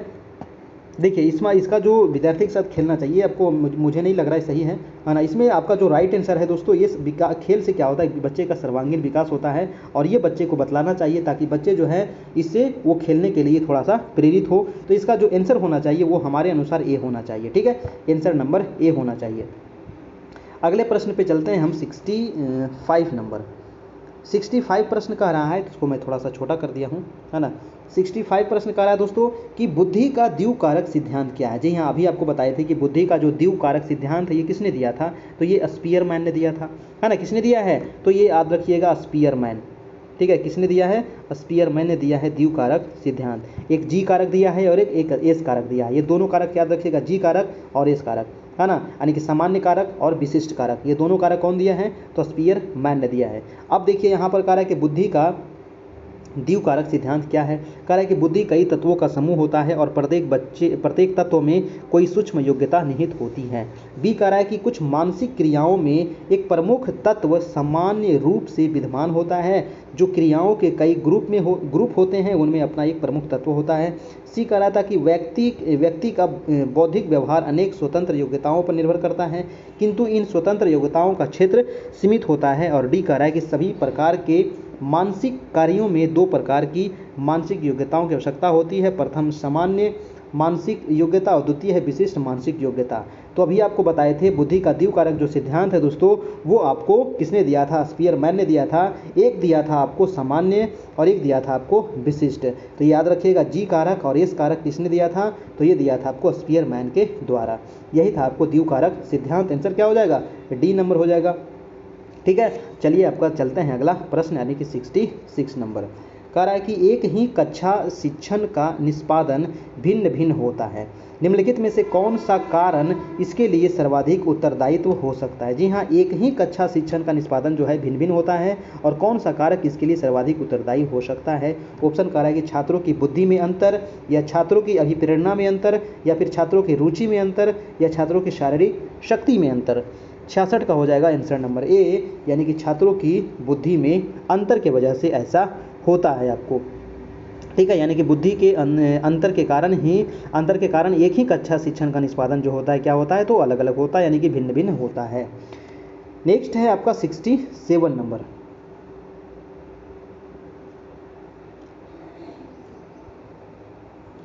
67 कह रहा है कि यदि आप किसी नई कक्षा में शिक्षण के लिए जाते हैं, जी हाँ, नई कक्षा में शिक्षण के लिए जाते हैं, तो आप अपने शिक्षण को प्रभावी बनाने के लिए शिक्षार्थियों की पहचान हेतु निम्न में से किसे चुनेंगे आप? कह रहा है कि सभी शिक्षार्थियों की पूर्व शिक्षा की जानकारी लेंगे, कह रहा है कि सभी शिक्षार्थियों के मानसिक स्वास्थ्य की जांच करेंगे, या फिर सभी शिक्षार्थियों की बाह्य विभिन्नताओं का पता लगाएंगे, या सभी शिक्षार्थियों की आर्थिक परिस्थिति का जांच करेंगे। देखिए, आर्थिक परिस्थिति आप क्या जांच कीजिएगा, उससे क्या मतलब है? जो गरीब है, अमीर है, सबके लिए शिक्षा क्या है? समान है। तो 67 का आंसर क्या होगा बताइए सभी लोग? 67 का जो आंसर राइट आंसर हो जाएगा वो हो जाएगा आपका ए नंबर, यानी कि सभी शिक्षार्थियों की पूर्व शिक्षा की जानकारी लेंगे कि आखिर जो बच्चे जो पहले पढ़ चुके हैं वो क्या क्या पढ़े हैं, क्या उनको नहीं आ रहा है, उसके अनुसार हम आगे की उनको तैयारी करवाएंगे, पढ़ाएंगे, है ना। तो पूर्व शिक्षा की हम जानकारी लेंगे यहाँ पर। नेक्स्ट है आपका 68 नंबर। कह रहा है कि पाठ्यक्रम में समाहित किया जाता है। जी हाँ, पाठ्यक्रम में क्या समाहित किया जाता है? ऑप्शन है कि पाठ योजनाओं को जिन्हें शिक्षक तैयार करते हैं ये उसमें समाहित करेंगे, या फिर विषय वस्तु जिसे विद्यालय में विद्यार्थी पढ़ाते हैं, या विषय जो विद्यालय के प्रशासकों द्वारा निर्धारित किए जाते हैं, या विद्यालय कार्यक्रमों के द्वारा विद्यार्थी को प्रदान किए जाने वाले संपूर्ण अनुभव। तो क्या समाहित करेंगे हम पाठ्यक्रम में? 68 का क्या हो जाएगा? आंसर नंबर डी हो जाएगा दोस्तों, यानी कि विद्यालय कार्यक्रमों के द्वारा विद्यार्थियों को प्रदान किए जाने वाले संपूर्ण अनुभव को पाठ्यक्रम में समाहित किया जाता है। आंसर हो जाएगा आपका right answer, answer number D हो जाएगा आपका। ठीक है, नेक्स्ट चलते हैं आपका 69। इसको मैं थोड़ा सा छोटा कर दूं। हाँ, 69 कह रहा है कि आप यदि शिक्षार्थियों को सामाजिक रूप से समुन्नत एवं परिपक्व करना चाहते हैं, बच्चे को क्या करना चाहते हैं? समुन्नत एवं परिपक्व करना चाहते हैं, तो आप क्या करेंगे? सामाजिक रूप से, है ना। तो चारों ऑप्शन आपको पढ़ना पड़ेगा। मैं चारों ऑप्शन अभी इसलिए पढ़ रहा हूँ ना, क्योंकि आपको एग्जाम में भी यही काम करना है। अभी से आपको दिमाग में ये चीज़ आदत बैठा हुआ रहेगा, आपको हैबिट हुआ रहेगा कि हमको चारों ऑप्शन पढ़ना है, उसके बाद ही जवाब देना है। इसलिए मैं अभी चारों ऑप्शन पढ़ रहा हूँ और जवाब दे रहा हूँ। आपको भी यही काम करना है एग्जाम हॉल में, और सोच समझ के काम करना है। ठीक है, चलिए, तो शिक्षार्थियों को सामाजिक रूप से समुन्नत एवं परिपक्व करना चाहते हैं, तो आप क्या करेंगे? कह रहा है कि आप कक्षा के संदर्भ में शिक्षार्थियों को पर्याप्त अवसर प्रदान करेंगे जिससे कि वे सामाजिक रूप से परिपक्व हो जाए। या कह रहा है कि आप विद्यालय की विभिन्न क्रियाओं में शिक्षार्थियों को अधिकाधिक भाग लेने के लिए प्रेरित करेंगे। सी कह रहा है कि आप शिक्षार्थियों को विभिन्न सामाजिक क्रियाकलापों में भाग लेने के लिए प्रोत्साहित करेंगे, और शिक्षार्थियों को शांत रहकर बैठने को कहेंगे। शांत रहकर बैठने कहेंगे आप कभी भी? ये तो आपका ऑप्शन ऐसे ही छट गया। 69 का क्या होगा? आंसर नंबर बी हो जाएगा, यानी कि आप विद्यालय की विभिन्न क्रियाकलापों में शिक्षार्थियों को अधिकाधिक भाग लेने के लिए प्रोत्साहित करेंगे। कोई भी खेल प्रतियोगिता हो रहा है, कुछ भी और हो रहा है, गाना प्रतियोगिता हो रहा है, कुछ भी हो रहा है, तो उसमें क्या करेंगे? भाग लेने के लिए बच्चे को क्या करेंगे? प्रोत्साहित करेंगे, आप प्रेरित करेंगे। ठीक है, आंसर हो जाएगा बी नंबर। नेक्स्ट चलते हैं आपका 70 नंबर। है ना। 70 नंबर प्रश्न कह रहा है कि आकलन में गुणात्मक पक्ष का मापन किया जाता है। जी हाँ, आकलन में गुणात्मक पक्ष का मापन किया जाता है। साक्षात्कार और अवलोकन के द्वारा करेंगे, या छात्रों के गुण के स्पर्श द्वारा करेंगे, या लिखित परीक्षा द्वारा, या मौखिक परीक्षा के द्वारा करेंगे। 70 का क्या होगा दोस्तों, बताइए। 70, जी हाँ, 70 का क्या होगा बताइए। आकलन में गुणात्मक पक्ष का मापन किया जाता है, तो आंसर हो जाएगा साक्षात्कार एवं अवलोकन के द्वारा। आंसर हो जाएगा आपका आंसर नंबर ए। नेक्स्ट है दोस्तों आपका 71 नंबर प्रश्न। और दोस्तों अभी तक आपको पीडीएफ प्राप्त नहीं हुआ है ना। अगर आपको पीडीएफ चाहिए इसका, तो पीडीएफ के लिए क्या करना है मैं एक बार फिर से बता दूं। 7857824310 ये हमारा व्हाट्सएप नंबर है, और ये हमारा फ़ोनपे, गूगल पे और पेटीएम का भी नंबर है। आपको इसी नंबर पर दोस्तों 351 रुपये का पेमेंट करना है। उसके बाद आपको इसका स्क्रीनशॉट लेकर के हमारे इसी नंबर व्हाट्सएप पर भेज देना है, जहां आपको पीडीएफ, वीडियो, नोट्स सभी चीज़, पीछे वाला भी मिल जाएगा और आगे वाला आपको व्हाट्सएप ग्रुप में आपको मिलते रहेगा। ग्रुप में भी आपको जोड़ दिया जाएगा और वहाँ पर सभी चीज़ आपको मिलते रहेगा जब तक आपकी एग्ज़ाम ना हो जाए। तो एक बार आपको पे करना है 351 और आपको मिलते रहेगा। अभी देखिए टेस्ट चल रहा है आपको 38, और जैसे ही ये 50 टेस्ट हो जाएगा तो उसके बाद आपका ये फी बढ़ जाएगा, क्योंकि आपका जो है हम लगभग 80 टेस्ट यहाँ पर करवाने वाले हैं टोटल। ठीक है, तो जिसमें अभी तक 38 हो गया है और अभी 38 और होने वाला है लगभग। ठीक है, तो आप ध्यान रखिएगा, इसमें आप जुड़ जाइए। और आपको पीडीएफ प्राप्त करना है तो आपको इतना 351 सहयोग करना होगा, उसके बाद आपको पीडीएफ मिल जाएगा। ठीक है दोस्तों, और जैसे ही सचिवालय आपको प्रधान शिक्षक की एग्ज़ाम समाप्त हो जाती है, उसके बाद आपको सचिवालय सहायक की तैयारी कराई जाएगी। यानी कि बिहार एसएससी जो अभी आया है ग्रेजुएट लेवल का, उसकी तैयारी आपको पूरी करवाई जाएगी इसी चैनल पर, है ना। तो अगर आप सचिवालय सहायक के लिए आप भरे हैं, या फिर आपके कोई घर में या फिर आपके दोस्त यार भरे हैं, तो उनको बता दीजिए, यहाँ पर पूरी तैयारी आपको सचिवालय सहायक की भी करवाई जाएगी। बिहार एसएससी जो अभी ग्रेजुएट लेवल आया है उसकी तैयारी। ठीक है, चलिए हम नेक्स्ट प्रश्न चलते हैं आपका 71 नंबर कि भाषा शिक्षण में वाक्यों को शब्दों से पहले पढ़ाया जाता है। जी हाँ, भाषा शिक्षण में वाक्यों को शब्द से पहले पढ़ाया जाता है। शिक्षण का यह सूत्र आधारित है। जी हाँ, शिक्षण का यह जो सूत्र है वो किस पर आधारित है, तो गेस्टाल्ट प्रयोग पर, हल के प्रयोग पर, आसान से कठिन की ओर, या फिर शिक्षण प्रौद्योगिकी की मान्यताओं पर ये आधारित है। तो 71 का क्या हो जाएगा आपका आंसर नंबर, ये हो जाएगा, यानी कि गेस्टाल्ट प्रयोग पर यह आधारित है। यानी कि भाषा शिक्षण में शब्दों से पहले पढ़ाया जाता है और वाक्य को शब्द से पहले पढ़ाया जाता है ना। और शिक्षण का यह जो सूत्र है ये गेस्टाल्ट प्रयोग पर आधारित है। तो ये चीज़ आप याद रखिएगा, आंसर नंबर ए। अगला प्रश्न है आपका 72 नंबर। कह रहा है कि जब कोई बालक इस प्रकार सीखता है कि वह सीखे जाने वाली सामग्री के सार तत्व को एक नियम के अनुसार समझकर तथा उसका संबंध पूर्व ज्ञान से जोड़ता है, तो उसको क्या कहेंगे। काफ़ी इंपॉर्टेंट प्रश्न है, वेरी वेरी इंपॉर्टेंट। कह रहा है कि जब कोई बालक जो है इस प्रकार से सीखता है, किस प्रकार से, तो वह सीखे जाने वाली सामग्री के सार तत्व को एक नियम के अनुसार समझकर तथा उसका संबंध जो है वो पूर्व ज्ञान से जोड़ता है। तो इसको आप क्या कहेंगे, रटकर सीखना कहेंगे, या फिर अन्वेषण सीखना कहेंगे, अधिग्रहण कहेंगे, या फिर अर्थपूर्ण कहेंगे। देखिए रटकर कभी कह सकते हैं, क्योंकि ये जो पूर्व ज्ञान से बच्चा उसको समझकर सीख रहा है, तो इसको क्या कहेंगे हम 72 का कहेंगे अर्थपूर्ण सीख रहा है बच्चा, है ना। इसको क्या कहेंगे, अर्थपूर्ण बच्चा सीख रहा है। ठीक है, अर्थपूर्ण सीखना से तात्पर्य यही होता है कि जब कोई शिक्षार्थी इस प्रकार सीखता है कि वह सीख जाने वाली सामग्री के सार तत्व को एक नियम के अनुसार समझकर तथा उसका संबंध जो है पूर्व ज्ञान से जोड़ता है, तो उसको कहते हैं अर्थपूर्ण सीखना। नेक्स्ट चलते हैं आपका 73 नंबर। कह रहा है कि पूर्व माध्यमिक कक्षाओं में छात्राएं छात्रों की अपेक्षा अधिक कुशल होती है। जी हाँ, यहाँ क्वेश्चन क्या कह रहा है कि पूर्व माध्यमिक कक्षा में जो छात्राएं हैं वो छात्रों की अपेक्षा क्या कर रही है कि पूर्व अधिक कुशल होती है। तो पठन गति में कुशल होती है ना, या फिर शैक्षिक अधिगम में, या बुद्धि में, या फिर शारीरिक लंबाई में। तो 73 का क्या होगा आंसर नंबर, ये हो जाएगा पठन गति में। यानी कि स्त्री एवं पुरुष की जैविक बनावट जो होती है वो क्या होती है, भिन्न भिन्न होते हुए भी उनमें शैक्षिक अभिक्षमता एवं बुद्धि में कोई अंतर नहीं होता है। पूर्व माध्यमिक कक्षाओं में जो छात्राएं हैं वो छात्रों की अपेक्षा अधिक कुशल होती है। तो पठन गति आंसर हो जाएगा ए नंबर।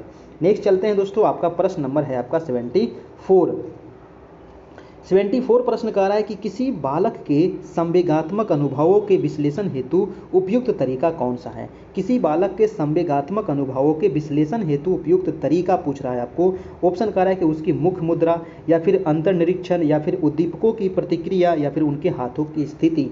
74 का हो जाएगा आपका सी नंबर, यानी कि उद्दीपकों की प्रक्रिया। यानी कि संवेग जो है ना, ये शरीर की उत्तेजित करने वाली एक प्रक्रिया है। ठीक है, संवेगात्मक अनुभव में क्वेश्चन क्या कह रहा था कि किसी बालक के संवेगात्मक अनुभव के विश्लेषण हेतु उपयुक्त तरीका क्या है, तो उद्दीपकों की प्रक्रिया। यानी कि संवेग जो है वो शरीर को उत्तेजित करने वाली एक प्रक्रिया है। मनुष्य अपनी रोजाना जिंदगी में सुख, दुख, भय, क्रोध, प्रेम, ईर्ष्या, घृणा आदि अनुभव करता है, और वह ऐसी व्यवहार किसी उत्तेजना बस ही करता है। तो इसका आंसर क्या हो जाएगा, आंसर नंबर सी हो जाएगा। अगला चलते हैं दोस्तों, आज का लास्ट प्रश्न कह रहा है कि तार्किक चिंतन निम्न में से किसका एक आवश्यक अंग है। तार्किक चिंतन किसका एक आवश्यक अंग है। ऑप्शन कह रहा है कि सामान्य शिक्षा का, समस्या समाधान का, सामुदायिक मांग का, या इनमें से कोई नहीं। तो तार्किक चिंतन इसमें से किसका एक अंग है। 75 का क्या हो जाएगा, तो तार्किक चिंतन जो है वो समस्या समाधान का अंग है। यानी कि चिंतन से तात्पर्य है कि हमारी उन व्यवहारों, क्रियाओं के प्रारूप से है जिसमें हम वस्तुओं, व्यक्तियों, घटनाओं का क्या करते हैं, तो हम समस्या विशेष में समाधान हेतु अपने अपने ढंग से मानसिक चित्रण एवं क्रियान्वयन करते रहते हैं। इसका आंसर क्या हो जाएगा, आंसर नंबर हो जाएगा आपका बी, यानी कि तार्किक चिंतन में किसका एक आवश्यक अंग है, तो वो समस्या समाधान का। तो ये रहा आज का 75 महत्वपूर्ण डीएलएड से संबंधित प्रश्न, और आपका करेंट अफेयर का भी हम लोग प्रश्न देखे थे, इसका आपको आंसर दे दिया गया है, और यहाँ से आप टेस्ट इसको दे सकते हैं। और दोस्तों इसका अगर पीडीएफ चाहिए आपको, तो आपको एक बार 351 रुपये का पेमेंट करना है। उसके बाद जब तक आपकी एग्ज़ाम ना हो जाए तब तक आपको पीडीएफ, वीडियो और नोट्स इत्यादि मिलता रहेगा। तो इसको देखने के लिए आपको हमारे इस नंबर पर दोस्तों 351 का पेमेंट करना होगा, और उसका स्क्रीनशॉट हमको भेज देना है। ठीक है, ये जो नंबर आपको दिया गया है 7857824310, इस पर आप गूगल पे कर सकते हैं, आप इस पर फ़ोन पे कर सकते हैं, आप इस पर पेटीएम भी कर सकते हैं, व्हाट्सएप पे कर सकते हैं, और करने के बाद स्क्रीनशॉट ले लेना है और हमारे इसी नंबर व्हाट्सएप पर आपको स्क्रीनशॉट भेज देना है, जहां आपको हम व्हाट्सएप ग्रुप में जोड़ देंगे, और वहीं पर आपको सारा पीडीएफ, वीडियो, नोट्स इत्यादि मिल जाएगा। और डेली जो क्लास होती है 9 बजे से, उसका भी लिंक आपको इसी व्हाट्सएप ग्रुप में जाएगा, जहाँ से आप इसको डेली ज्वाइन कर सकते हैं। ठीक है, और ये हमारा रहा दोस्तों यूट्यूब चैनल करियर परिवार, तो इसको आप जरूर से जरूर सब्सक्राइब कर लें, क्योंकि जैसे ही आपको सचिवालय बिहार प्रधान शिक्षक की आपकी एग्ज़ाम हो जाएगी, उसके बाद हम सचिवालय सहायक की तैयारी कर देंगे, है ना। तो सचिवालय की तैयारी आपको शुरुआत हो जाएगी, आपको कब से, तो जैसे ही आपकी ये एग्ज़ाम समाप्त होती है उसके बाद। ठीक है, उसकी भी आपको इसी प्रकार से पूरी तैयारी करवाई जाएगी। और सीटेट की अगर कोई तैयारी कर रहे हो तो सीटेट की भी आपको यहाँ पर तैयारी चल रहा है दोस्तों, तो सीटेट का आपको यहाँ पर नंबर दिया गया है, इस नंबर पे कांटेक्ट करके एडमिशन ले सकते हैं। ठीक है, और यहाँ पर सामाजिक विज्ञान, हिंदी, संस्कृत का भी आपको क्लास चल रहा है सीटेट में। ठीक है, चलिए, और आज का जो टेस्ट था वो टेस्ट नंबर आपका 38 यहाँ पर कंप्लीट होता है। हम लोग 75 प्रश्नों को देखें, यहाँ पर पूरा डिटेल से देखें, आपको काफ़ी मज़ा आया होगा। और कैसा लगा आप लोग को, जी नीचे कमेंट करके आप जरूर नीचे बताइएगा। आज का जो प्रश्न था वो करेंट अफेयर से था, बीएड डीएलएड से संबंधित प्रश्न था। डेली जो क्लास होती है वो रात में 9 बजे से होती है। ठीक है, और आपको बता दिया गया कि इसका पीडीएफ आपको लेने के लिए क्या करना पड़ेगा। तो इसी नंबर पे आपको फ़ोन पे, गूगल पे, या फिर आप पेटीएम कर सकते हैं, और इसका पेमेंट करके स्क्रीनशॉट ले करके हमारे इसी नंबर व्हाट्सएप पर भेज देना है। ठीक है, जहां आपको पीडीएफ, वीडियो, नोट्स सभी चीज़ आपको मिल जाएगा। ठीक है दोस्तों, तो आज हम इतना ही रहने देते हैं, और फिर हम मिलते हैं नेक्स्ट क्लास में कल हम फिर मिलेंगे दोस्तों इसी चैनल पर, इसी समय 9 बजे ही। तब तक के लिए गुड नाइट, शुभ रात्रि। आप सभी का दिन, आप लोग अच्छे से तैयारी करते रहिए और अपना ध्यान रखिए। ठीक है दोस्तों, तो फिर कल मिलते हैं, तब तक के लिए धन्यवाद आप सभी का बहुत बहुत।